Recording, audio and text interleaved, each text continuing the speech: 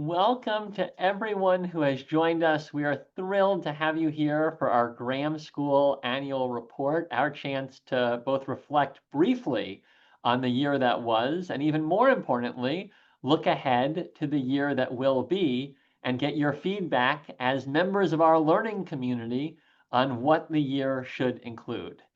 So let me just give you a little bit of a preview of what's ahead. We will hear a welcome from our fabulous chair of the Graham Council and one of your fellow lifelong learners, Don Phillips. I'll then give a 10-minute snapshot of the year in review with an aim toward making all of you who are part of our community aware of all of the exciting initiatives under our roof with a goal of having you think about where those could fit in your future lifelong learning journeys. Then we're going to dive into the year ahead. And in that, we have a total of 14 polls that we'll be putting up over the course of those 25 minutes because we have plans, but we want to really tailor them based on your feedback. And then finally, we will have at the end opportunities for people to use the raise hand function and directly provide feedback as well as offer questions. I will just say that while the poll function is a little bit limiting because it has answers that you're choosing between, whenever you see the word other, or whenever you feel it in your mind or heart, you can also use the chat function throughout to give us your comment. We will be capturing that and sharing it with all staff. And also, it's a way to let your fellow lifelong learners know what's on your mind. And for those who may be looking at the chat, the other thing you can do is if someone adds a comment that you agree with, you can easily just add a thumbs up or heart so that we not only get direct content on what we're asking, but we get your spontaneous and organic feedback along the way for things we didn't ask but potentially should have. And with that, let me turn it over to Don Phillips, the chair of our council and someone who is 100+ courses into his Graham lifelong learning experience. And I'll just say that when we talk about what's happened over the last year and what's going to happen, Don is a big part of it. So I'm immensely grateful. And Don, I'll turn it over to you, and I will take down the screen briefly so people can see you as you talk with them. Well, thank you very much, Seth. It's very kind of you, that introduction. And thank all of you for joining us here today.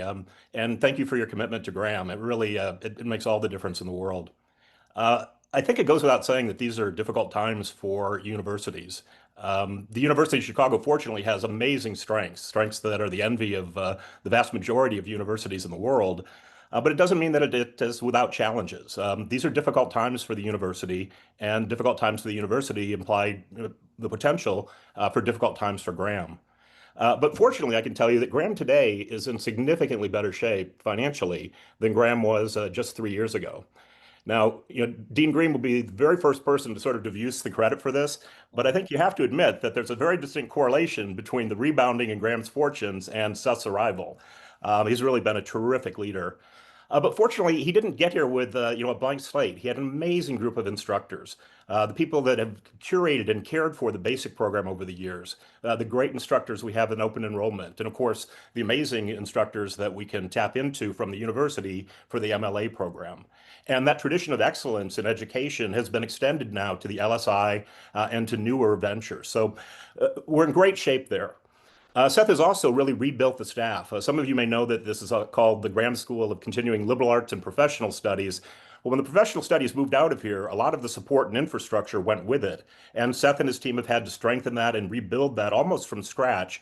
And they've done an absolutely amazing job. We've got a world-class team sort of leading the effort here. But maybe most importantly is this passionate group of students, all of you that really make all the difference in the world. And so many of you also have embraced this notion of how just important a culture of philanthropy is to a university.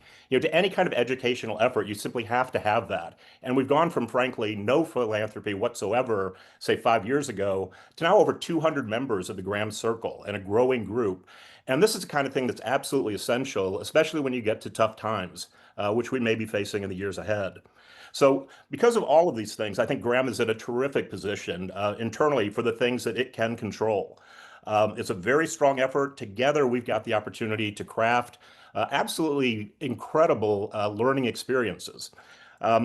And together, we can plot the future. But the whole key comes from, hearing from you. And so you'll notice that today, it's partly about sharing progress, but it's largely about soliciting your input and your ideas, and then getting the staff and Graham and Seth's team, to kind of work on these so that collectively we can get together and navigate a future to Graham's, navigate a path to Graham's very bright future. So thank you for joining us today, and I'll turn it back over to Seth. Great. Thank you, Don. I will just double click on the fact that we have the best instructors in the world. And I am very proud of the growth we've accomplished over the last few years. But as Don knows, because he's heard me say it many times, I think I have the easiest job on earth, because when I joined, the programs here were already jewels. We had the best faculty and team. And so really what we've been working on is how do we make sure everyone in the world knows about these opportunities, and how do we build alongside it based on the university's strengths. So I want to echo what you've shared. I will also say that we have the best learning community on earth, and I know today will be another example of that. And we want to start with a poll on that front, because my colleague will release it now. We want to know who is in the room with us in terms of how you have learned at Graham. It also, I think, is helpful for you all to know who else is in the room with you in terms of how people have been engaged here. So you can understand, as people give comments, where those comments may be coming from. And we'll leave about 20 seconds for each poll to fill out, and then we'll close it just to make sure we keep moving forward in the process of learning from you. And so with that, I'm going to close here for the moment and then share back.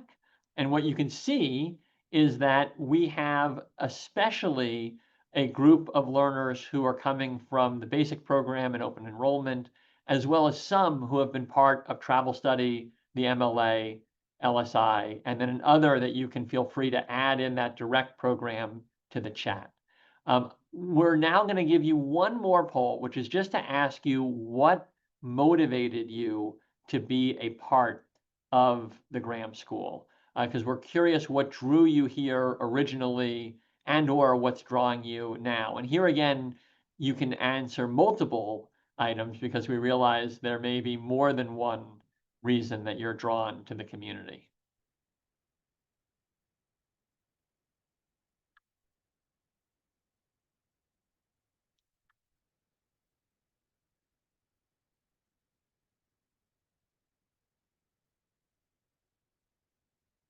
Great, and I'm going to share back what we are seeing from you. And this is consistent with what we hear, but it's really interesting to see the data. What you'll see here is that people really want a rigorous setting. And the University of Chicago is certainly an example of that. But right here in desire to connect with a community of peers, it's striking that that is a very close second in nature. And what we've heard from so many, and Don has a great quote on this, that he came for the texts and then he stayed for the community, is that what is really distinctive about our environment in a world where information is abundant and there are a lot of places to potentially study, is to be part of a community with others who have this true love of learning for its own sake. And so we'll come back during this presentation to talk about a very significant strategy that we are trying to elevate in our work, which is building community. And we'll be eager to hear your thoughts on how we do that. So with that, let me share my screen. I am going to run through the year that was, but I'll try to do so quickly so that we can really focus on what's ahead and on your feedback around it. So this was a phenomenal year for the Graham School. We had our largest incoming cohort of the basic program since the 1950s. We have achieved our largest MLA enrollments in nearly 20 years, and that is at a time when, unfortunately, masters in liberal arts and this type of liberal education is a shrinking marketplace. So we can actually look at the totals in that degree type, and we're growing significantly at a time when, unfortunately, that degree as a whole is not, just a sign of how exceptional our faculty and team are. We also reach new milestones in our cohort-based initiatives. We'll talk a little bit about this in a moment: leadership in society, crafting your next chapter, and something that we run here for the city and for executives who want to lean in and make a difference for Chicago, called Chicago Leadership Circle. And then we've expanded. We have had the Graduate Student at Large program come within our doors, which allows individuals to take courses across any of the graduate programs on an a la carte basis as an entry point to learning. We have open enrollment courses that now include interactive lecture formats. And then we've done a lot over the last year, thanks to philanthropy, with civic education and both raising that conversation for lifelong learners and also teaching teachers who are in the classroom and play such a vital role. So I'll just briefly walk through those in a little bit more depth. But before I do, I just want to say that all of the highlights I'm going to share are thanks to truly the best lifelong learners and instructors in the world. And we do feel like what we're able to accomplish is what are the ingredients making possible. So let me just say a few more things about basic program. We talked about the size of the incoming cohort. We were very fortunate this year to have a symposium to kick off the year and then another with Henry V. We began our Claudia Trout Distinguished Instructorship, which is held by Amy Elder. We also announced that we will have Sheffield Family and Katia Matova Distinguished Instructorships, really elevating the support for instructors within this program. And then we launched our Asian Classical Tradition sequence with many sections of it. And so that is a very exciting sign that our alumni community is also growing alongside the incoming cohort. Within the Master of Liberal Arts, we achieved, as you heard, the enrollments. We also introduced a new path, which we're really excited about, where individuals who have graduated from the MLA now can be part of what's called a Liberal Arts Fellowship. And really, this is about for these individuals who are often taking this rigorous degree in midlife. And one of the reasons is they want to contribute to the edifice of knowledge. How do they become fellows at the university and become generators of knowledge alongside faculty with mentorship and an advanced graduate certificate? And then they've continued to host residential seminars. And one that's coming up that'll be run again this year is this Epic Week with Homer because of how well that was received last year. We completed our cohort 2 of Leadership and Society Initiative. This is a program for people that are finishing typically their longstanding career, but they are not done with living their purpose and contributing to society, and they want to be in a liberal arts environment to discern and activate what's next. We also announced that we'll have a new pathway alongside the existing approach where you come here for an entire year, where you can come from around the world for 4-day residencies to complete the curriculum. And we were very fortunate that the program this year received what we are just blown away by interest, over 650 candidacies from around the world. The Chicago Leadership Circle I mentioned is a program that we run in partnership with Cranes Business Chicago. It's where we bring together the best faculty of the university. They bring together their journalists, and we look at the big issues facing Chicago from both an academic lens and from a journalistic lens. And then we prepare rising business leaders with the tools to think about how they build their firm and they build the future of the city's prosperity simultaneously. And so we look at issues from the jobs of the future and how this can be a region that really builds capacity around things like quantum, all the way over to how we need to improve education, public safety, and housing, and how business and other institutions can be a part of that. And it's really a special opportunity. We have a lot happening at the university, from our crime lab to our inclusive economy lab to our quantum innovations to our climate. And what we are doing is bringing the best of that research in partnership with leaders across the city to help ensure the city's bright future. And then finally, I mentioned this opportunity to grow our civic involvement. This is an area that we've always had at our core. For those of you who answered basic program in that original survey, you know one of the reasons we are so passionate about studying the great books is we think it is the backdrop of democracy. Because if you have read The Great Conversation, you understand the fundamental conversations of this social contract. So this is an area that we think we have natural propensity to be involved in, but now we're taking it in an even greater direction because what we're doing is we're working with high school teachers now nationally who are coming and learning about how they can teach these subjects in their classrooms in a way that is consistent with the university's belief about bringing multiple perspectives. And I'll just share one of the courses that was taught by Fred Beitler to these high school teachers is around how you could read different interpretations of US history and try to reconcile them. A liberal version or progressive version like the 1619 Project, a conservative version like William McClay's Land of Hope. And how do you as a teacher kind of bring in all of these different perspectives to a classroom? We also launched our Bowie Stewart Lecture Series, which is an annual series where we have someone who is eminent in thinking about civic values come and build a conversation at the university. We had thousands, both 300 in person, but then live streaming thousands. And that was Doris Kearns Goodwin this year. I will say in May of 2026, we'll have our second lecture, and David Rubenstein will be our speaker talking about that same goal of how do you build civic values. And then we have a really growing and vibrant community. We had more than a dozen significant in-person events. That's up from a fraction of that number during our kind of post-COVID years. And so we're grateful to be getting back to that 3D community that we believe in.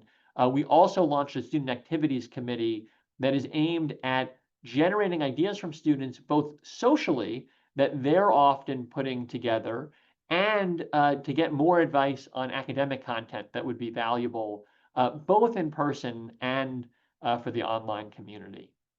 And then I'll just say, as Don mentioned, we have been very fortunate.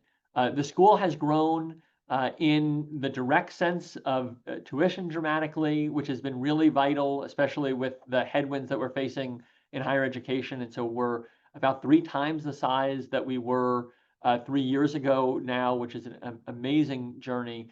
We have also benefited from incredible generosity during this time. And so you'll see that our Securing the Future, which is for the basic program, we have now surpassed $4.3 million in endowment investment. Those are investments that will secure not just tomorrow, but the future for generations. And that allows us to have these endowed instructorships. And then we've had this real growth in people giving to our annual fund through what we call the Graham Circle. And so thank you. I see many faces in here who have made this possible. We're incredibly grateful for your support. And I'll just close by saying that, financially, we are now in a place where we have nearly eliminated what is the internal structural deficit that was 7 figures when I joined, and that we are able to now be putting behind us. The reason that's so vital is because when any institution is dealing with a structural deficit, it's obviously looking for where might there be places that we might have to make hard decisions in order to close that deficit. And so we're very pleased that over the recent years, we've been able to move our incredible programs out of the red and really to make sure that the incredible lifelong liberal arts environment that we all rely on and that we believe in will continue, and indeed it is growing thanks to that backdrop. And so, I always tell people the thing that I really care about is mission, but when you look at how you can make sure that mission sustains and grows, finances become a very important value driver in making sure that you can realize that vibrant mission. Okay, with that, I will actually hit a poll before I talk through this because we want to hear from you. So I'm going to take down my screen for a second, and you are going to see a poll ahead of you. Before we share what we're up to, we want to hear your priorities for Graham's future growth, and then we'll talk a little bit about where we are. But we didn't want to, color your thinking. We didn't want to lead the witness, so we wanted to hear from you beforehand. What are your top priorities? And you can see different options up here, from expanding academic offering, deepening peer relationships, growing travel. What do you want to see in the year ahead? And we've limited you to 2 because we realize some may have an all of the above viewpoint, but we want to know what you're most passionate about. All right, great. I am going to stop it there because we've gotten a great participation rate. And I'll share back what we see. So the number 1 goal is expanding academic offerings. And I should not be surprised, given that rigor was the reason all of you came here, that that is number one. And then I think very consistent with the earlier poll in terms of what brought you here and what keeps you here. Number two, you said earlier that it was the community. And so deepening peer relationships now is number two in terms of your priorities. So you're a very consistent group so far in what is motivating you and what you want to see more of. And then obviously there's interest in all of these, including alumni, accessibility, and travel. So let me now share where we are, and I think it's very consistent with this. Those are the top two for us, deepening peer relationships and expanding offerings. And I'll just say, and Don already alluded to this beautifully, that the frame I've used a little bit internally without wanting to be too much is Dickens, it was the best of times, it was the worst of times, consistent with some literature that you may read at the Graham School. And we're really doubling down on the best of times here. There is a growing community of people that can be part of the Graham School. And so within higher education, there really is this big question mark as the demographic shift takes place around how do we approach the fact that there are less 18-year-olds today than there were a generation ago, and that number is actually looking like it will continue in industrialized countries, including the US, to shrink a bit. One thing, though, that we have a 30-year horizon on is that there are going to be more and more 50-plus-year-olds. And so there is a silver tsunami, and many people in this group are realizing, I'm going to live longer than I may have anticipated. And boy, oh boy, I want to keep my mind sharp, and I want to keep learning and embracing all of these opportunities in the world. And so that, for us, as a school of lifelong learning for its own sake, is a really great tsunami of lifelong learners that could come into our walls. And we've seen that growth over the last few years. And the nice thing for us is we can forecast out when we look at population trends and believe that that will continue for decades potentially to come. The challenge for us, and this is true of every higher education institution in the country right now, is that we are navigating significant changes in our operating environment. And so we are seeking to become even more financially sustainable to make sure that everything we do can continue to grow and thrive. And so we're really looking at this as an opportunity to double down on what could be considered our existing strategy of strength through growth, that we will continue to grow our offerings, grow our community, and through that strength, we will continue to be stronger and stronger in our ability to sustain this distinctive intellectual community.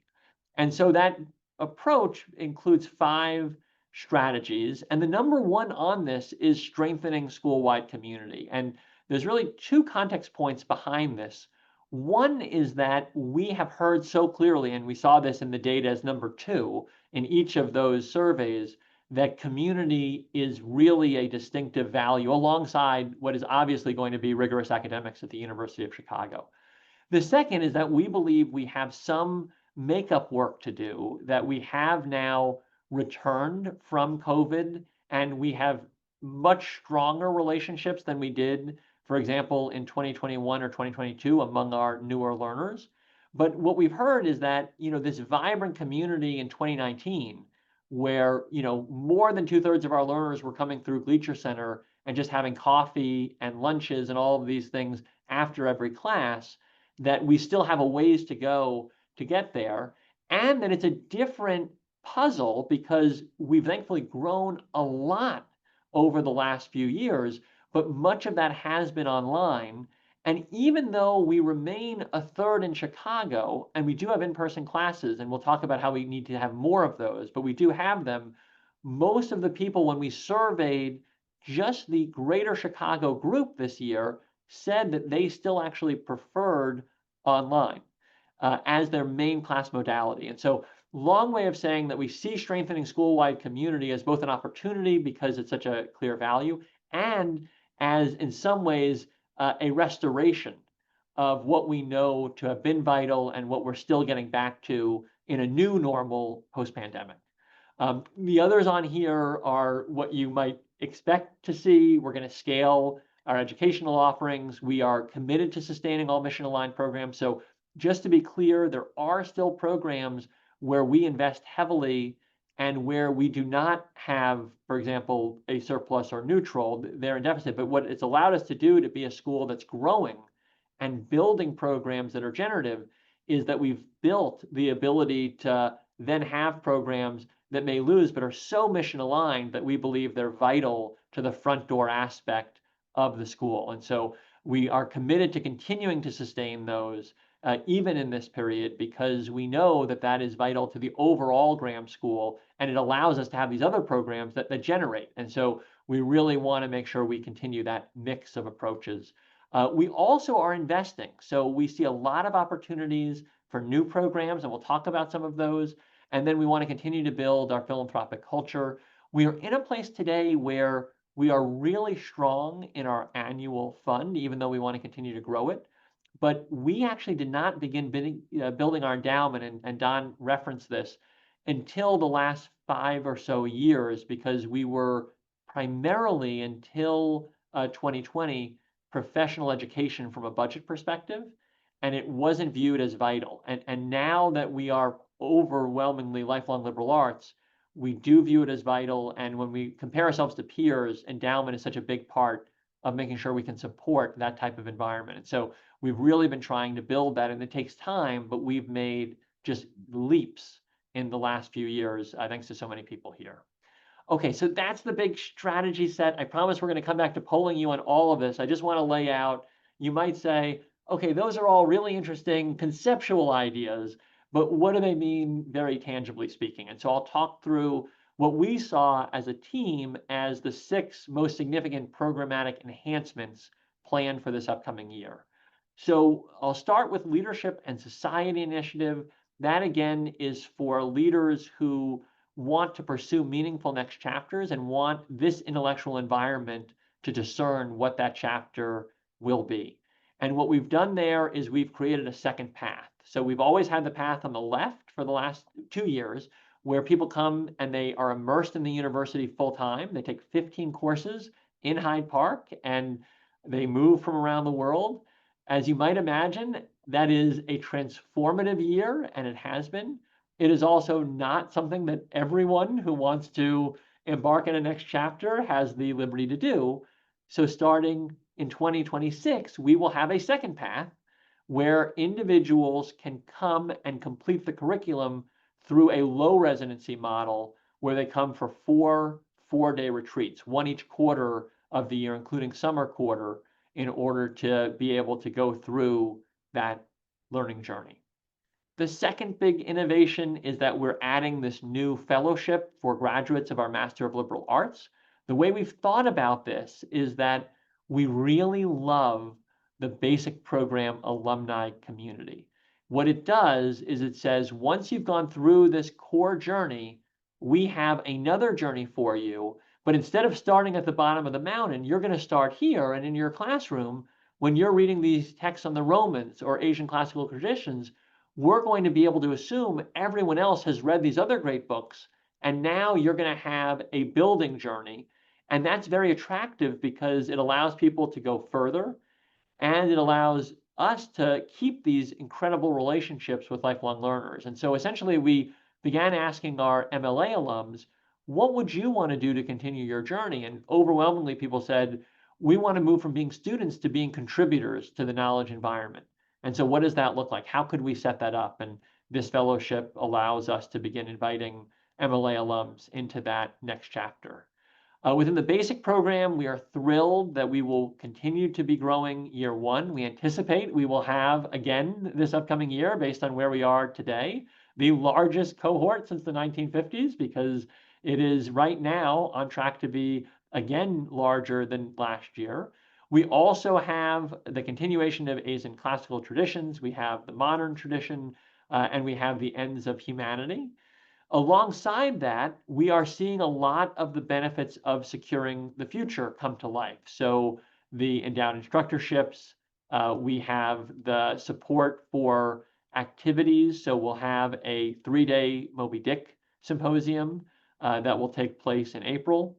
And then we are continuing to expand access. So we're very excited to be doing all of these things as we celebrate the 80th anniversary of the program.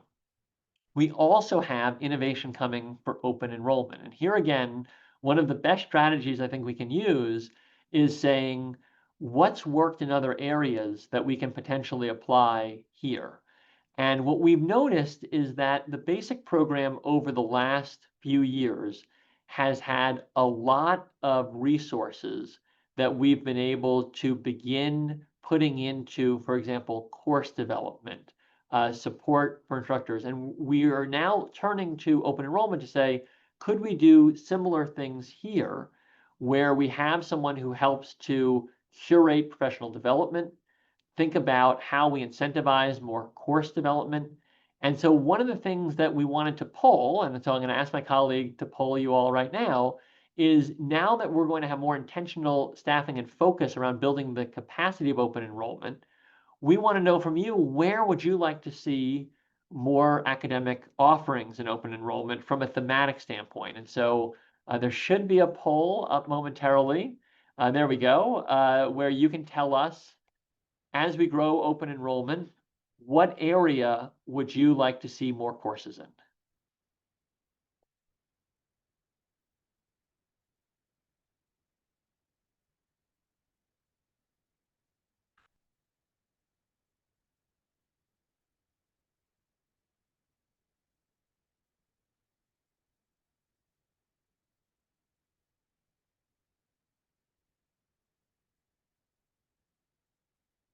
All right, I'm going to share back the results. Great, it looks like we got nearly everyone into this. And you'll see that you are here, a pretty smooth group in terms of distribution. But I mean, the highlights I see are history, great books in philosophy, art, music, drama, film, and then politics, ethics, and leadership. So that's incredibly helpful. And we were curious about this area of midlife and longevity, and it's actually helpful to see that we see a response there, but it's not overwhelming in nature in terms of where the energy of this room is. So this is incredibly illustrative for us as we think about what's next. And then travel study, we're going to come back to, which we see here among a quarter of you. So actually, we're coming back immediately to it. Travel study. So this is before we get there, I apologize. We have one more poll. So before we go there, there's a second innovation in open enrollment that we are hoping to undertake, which is we'd like to continue to build out more formats for open enrollment so that we have more ways people can engage, including more entry points to different areas. So if you can put up the next poll, that's going to ask you about what course formats you would like to see. So there's theme, what areas of study, but then how you might want to engage those in terms of, is it more one-day courses, more short courses? Obviously, standard courses are our standard right now in terms of format.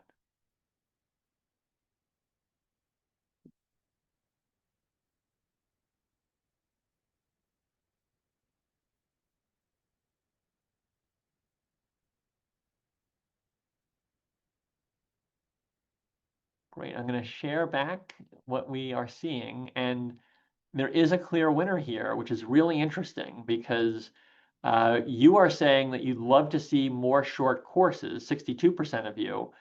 And right now we have those short courses, but they are, fractional compared to standard courses. So it's really helpful to see the interest level there and see what we'll be able to do. And interestingly, there is pretty spread interest when you look at this in terms of interest across all of these areas. And again, we are very concentrated standard courses. So it's interesting to see that you're very interested in distribution of different types of formats that might allow you to take things in at different levels.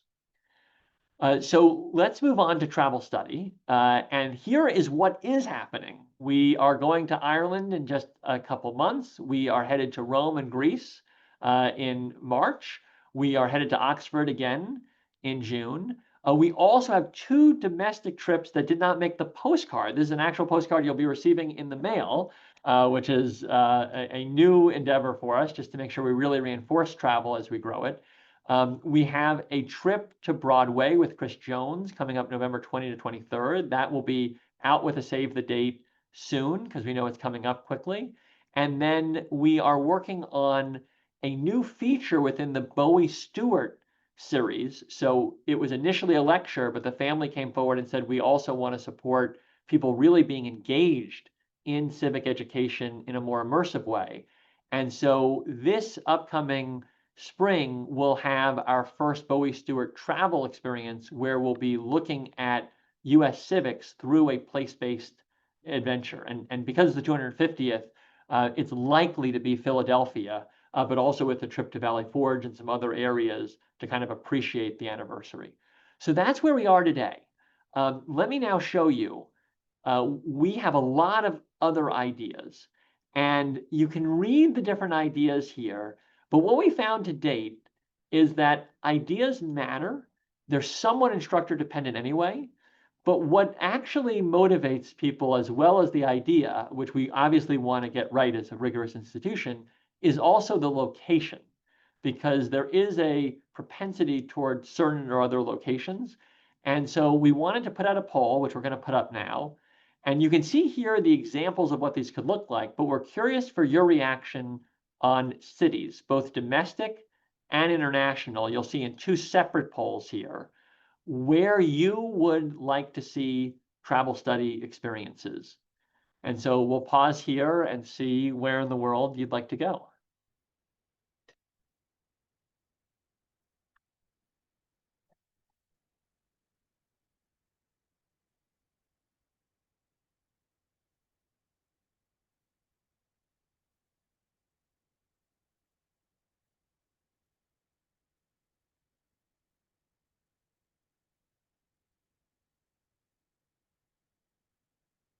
All right, I'm going to share this back, and I will say that the international winner here surprises me, which is great because it's always great to have new learning. So domestically, Boston comes out #1. We were really curious about Chicago because so many people now learn with us from other cities, but it's still not topping the list here, as you can see, with New York and Washington, D.C. after Boston.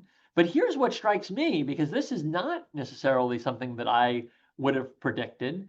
Berlin is the #1 travel destination that you all have, looking in this case at 20th century politics, war, and memory. So that is really exciting because it adds to our thinking and gives us a sense there may be demand for a Germany destination. London and Paris are very consistent, I think, with a lot of themes that you already see and plans that are at least in motion here. And then Rome, as you saw, we're headed to, and it's very helpful to see that there's some demand for Tokyo. So thank you for that information. That is fascinating and exciting to have a new destination potentially on our list. All right, so I've said a few times, #1 strategy is build community. So I want to talk about how we're approaching this, and then we want to get your feedback on how we can do it better. So the first is we are growing in-person gatherings. And we're trying to do that in 2 different ways. One is we're trying to do it with some of those gatherings being significant enough that they might attract people to come from beyond Chicago. So we have a liberal arts and society symposium. It's a full day. It is immersive, and it's going to be over 170 lifelong learners so far, and hopefully more. And there are lots of breakout sessions, so you're still in small rooms for a lot of it, but you're with your peers. And we're hoping those big days might be attractive enough, and we're seeing that in registration to have people coming in for them. So we're getting in person, not just among Chicagoans, but among our broader community. The second is that we are going to try a gathering outside of Chicago. We are going to have our inaugural Graham New York City gathering, and that is September 15th. We sent that out to a list of people that we know are in the tri-state area.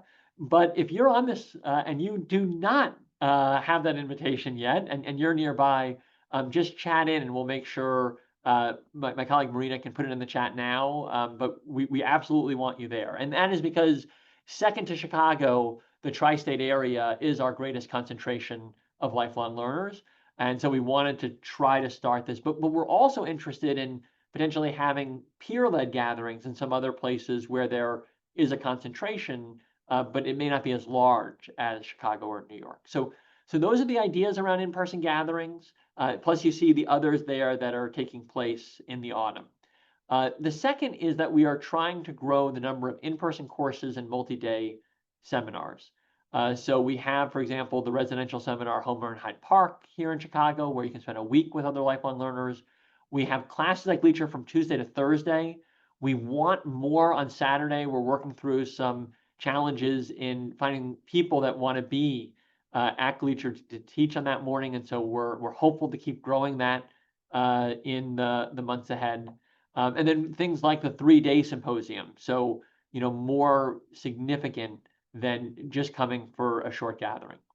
And then finally, we're looking at how we can grow in-person community. So learner-led activities and social gatherings by the Student Activities Committee, which if people are interested in volunteering on, you can chat in, and Marina will keep an eye on that and make sure to connect you with the student-led chair of that committee. We have informal meet and greets now over lunch. We have 3 each quarter. Those are more curated toward the greater Chicago area because they're at the Gleacher Center. And then we have, starting this academic year, we have full ownership on that concourse level on the eastern side of it at Gleacher, and that includes the student lounge. And now that it is our student lounge for our students, these are really small things, but we've added coffee and snacks, and those will be open all the time when classes are taking place. And they are small, but the aim is to just create space, because we think that there is this proclivity among our lifelong learners to connect, but we haven't really built the space for them to do so. And so we're excited for those things. So that's a little bit about what's coming. That said, we want to hear from you how connected you feel and how you currently connect beyond classes and what you'd like to see. So you're going to have a few polls here, and we'll start with the first one about how connected you feel to the Graham community. And I'll acknowledge in advance, we are the first to acknowledge as an academic institution sample size bias. And so we realize this is a self-selected group of people, but we were just curious to baseline where people are right now. And what's interesting is even among this group, you'll see the data in a moment, this is a group of people that obviously care deeply because they're coming to this conversation. There's still a good group of people, as you'll see, that are not feeling very connected. So we have, I think, an adequate response here to share back. And so here it is. And what you'll see is that we really do have our work to do. We have a group of people that feel very connected, but that's just 1 out of 5 of you. And again, that's 1 out of 5 of a group that is self-selected, motivated to be at this annual report conversation. We have another, 3 in 10 somewhat connected, but half of you are saying only a little bit are not connected. And this is vital to our mission because we want to be an intellectual home. And for us, that is not just about learning. That is also about community and discovery in, a peer-led and peer-oriented context. So we're going to put up another poll now. We want to hear from you about how you're connected. And then we're going to ask you where you want to be more connected. So we're curious where you are connected right now.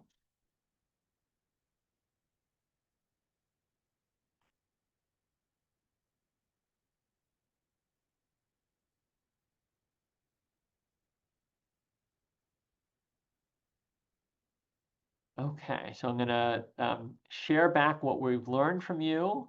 And what you'll see is that right now, most of you are connected via online events, newsletters. Only a little over a third are connected in person. So let's go to the next question, which is, what would help you feel more connected? So we see where we are today. Only about half somewhat are very connected, and then most people saying their connection is an online one. What would help you to feel more connected to Graham's community?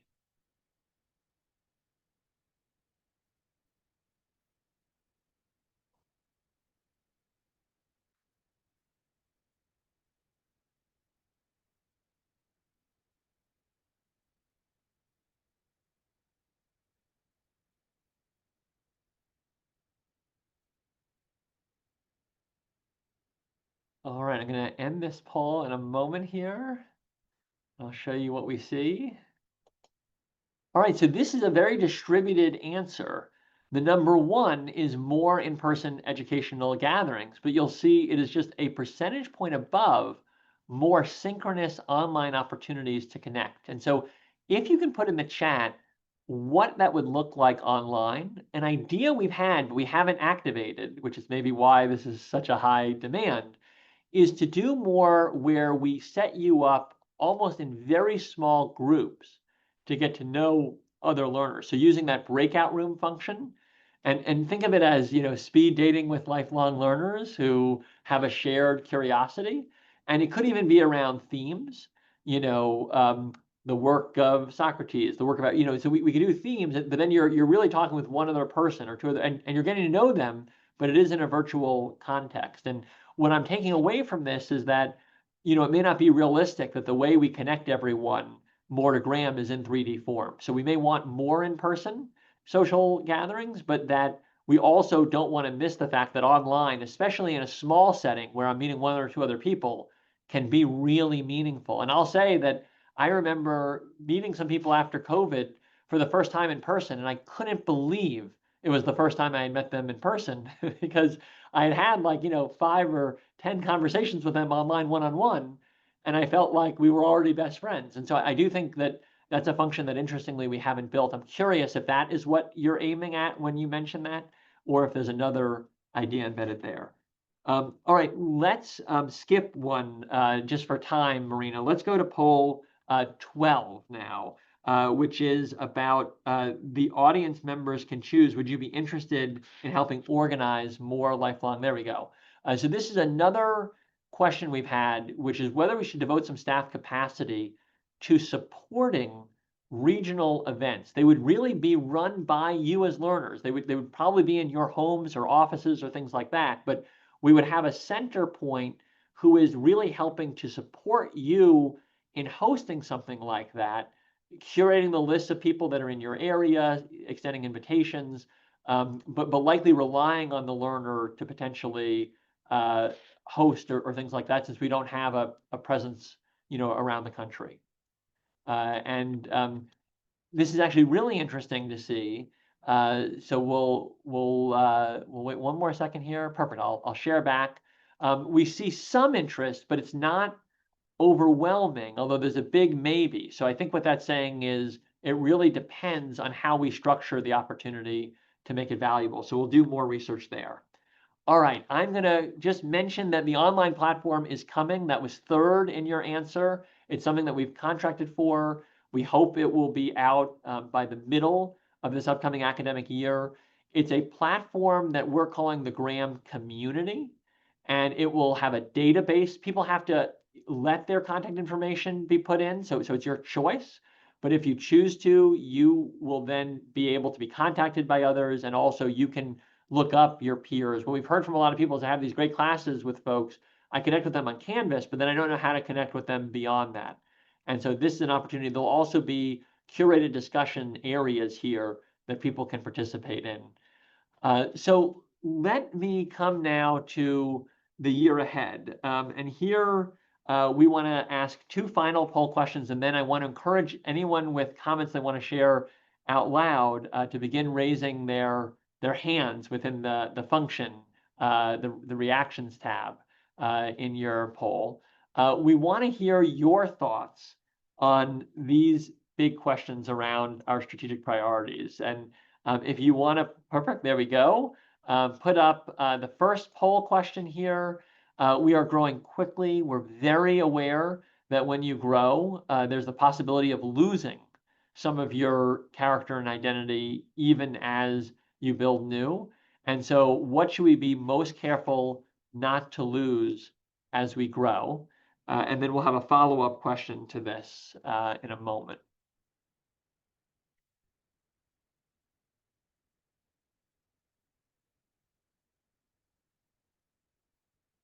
All right, I will share back. It should be no surprise that the group that said their number one reason for coming is academic rigor has said that the number one thing they want to make sure we do not lose is academic depth and intellectual seriousness. I know that one of the things that really distinguishes us from other adult education is that we have, PhD instructors who are at the very top of their game, and they are treating our classrooms with the same seriousness and rigor as any graduate experience here at the university. I also see this focus on the liberal arts as a public good as a very strong second.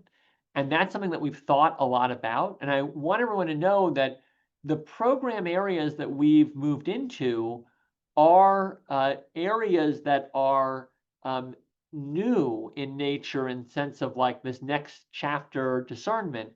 But even though they're in a marketplace where a lot of people are treating that almost as like a business leadership approach, what we have done with every new program we've offered is we've treated the lifelong liberal arts as the core. So as an example, in that program, we actually have everyone reading great books. And the starting place for discerning what's next is actually looking at how people across time and space have answered the questions, why am I here? What kind of life do I want to lead? And what kind of legacy? And so what we've tried to do is make sure that the liberal arts, even as we go in new directions, remains the core of everything we do and is the distinctive secret sauce of the school that you see whether you're directly taking a great books program or you're in an area that may on the surface seem, like next chapter leadership might sound different, but actually the basis of it all is around the same great books curriculum, if that resonates. So I'm glad to see that that is a shared goal for so many here. So let me make sure that we have time for some discussion. I'm going to just show these questions, and I'm going to take down my screen now. We will have one more poll before we exit, but I want to make sure we leave time. If you have comments you want to share in reaction, we wanted this to be at least a little bit in live form participatory. You can use the reactions tab to raise your hand, and if I see you, we'll call on you. You can also obviously use the chat function. Anyone have comments they want to share with the group in terms of thoughts for the year ahead? And I know this is not a quiet group. I see many. Okay, there we go. David, let's start with you. Hi, Seth. Hi, everyone.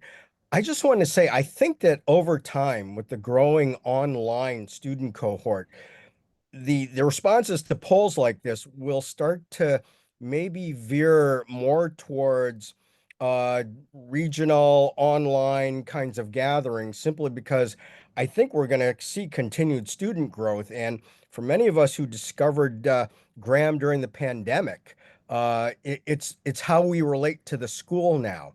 And while I would love to make more trips to Hyde Park, it's also the possibility of more regional types of activities that I would find appealing. I would just add one thing for those of us not in Chicago, programs on the U of C campus are as attractive as many, quote, study away programs, because it's a gorgeous campus. Chicago is a great city. And I think you would have more of your online students coming to Chicago very enthusiastically if the programs are there for us to enroll in. Thank you, David. Lynn, I see your hand, and then Francie. Oh, and I need to unmute you though. Sorry, I see your hand, but you can't speak because of the Zoom functions. There we go. I think I'm live now. We don't always optimize that operationally in Zoom. So we're the home of free expression. We should let people actually speak. Sorry about that, Lynn. I was curious, Seth, about the silver tsunami and targeting people as they're retiring and getting older, and whether Graham has thought about appealing more to younger working people. Yeah. And the reason I also asked that is, as I was looking at the catalog for the fall, as a working person, a lot of the classes are not are during the day, and Yeah. I can only do the evening ones. So I'm curious how that factors into your planning. So we need to do this. It's an utmost priority.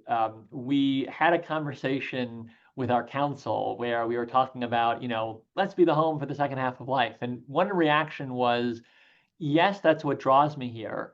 But I also was not drawn to, for lack of a better way to say this, be in a retirement community to talk about these books. I want to have this conversation across generations. And one of the values of being in a learning environment is to be generative with people from different lived experiences. And generational is one very important dimension of that lived experience. So it's an immensely important opportunity. I'll acknowledge a challenge for us is that, paying for programs that are learning for their own sake when you're in your early to mid-career, it can be harder.